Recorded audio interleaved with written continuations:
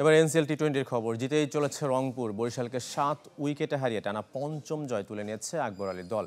একই দিন আসরের দ্বিতীয় জয় পেয়েছে খুলনা বিভাগ। ইনামুল বিজয়ের সেঞ্চুরিতে ঢাকা বিভাগকে হারিয়েছে 21 রানে। বছর শেষের খুশি নগদে হবে বেশি। নগদ পেমেন্টে নির্দিষ্ট ক্যাটাগরির কেনাকাটায় 300 টাকা পর্যন্ত ক্যাশব্যাক।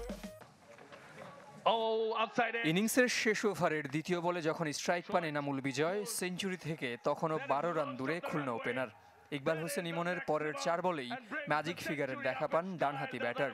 জিশান আলমের পর তুলে নেন টুর্নামেন্টে দ্বিতীয় সেঞ্চুরি।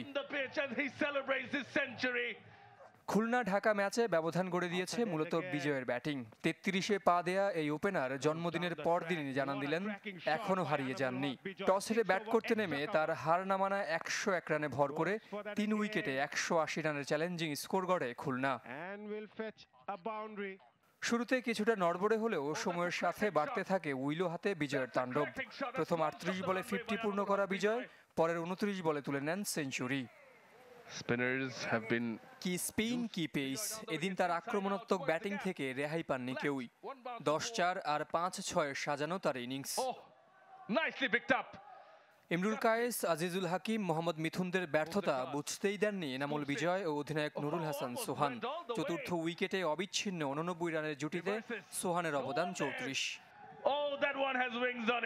জবাব দিতে নেমে 32 রানে টপ অর্ডারের 3 ব্যাটারকে হারিয়ে ম্যাচ থেকে ছিটকে যায় ঢাকা।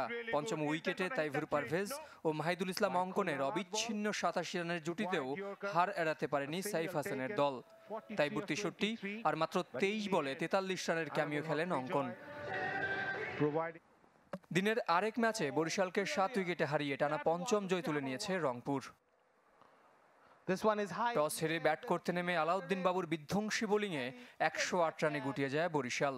এদিন মাত্র 9 রান দিয়ে 4 উইকেট নিয়েছেন আলাউদ্দিন। মোট 11 উইকেট নিয়ে টুর্নামেন্টে এখন সবাইকে ছাড়িয়ে রংপুর পেসার। ছোট্ট টার্গেট আরো সহজ করে দেন চৌধুরী মোহাম্মদ রিজওয়ান। 53 রানে থামেন এই ওপেনার। বাকি কাজটুকু সারেন আব্দুল্লাহ আল মামুন ও আকবর আলী। জহির সাগর, চ্যানেল 24।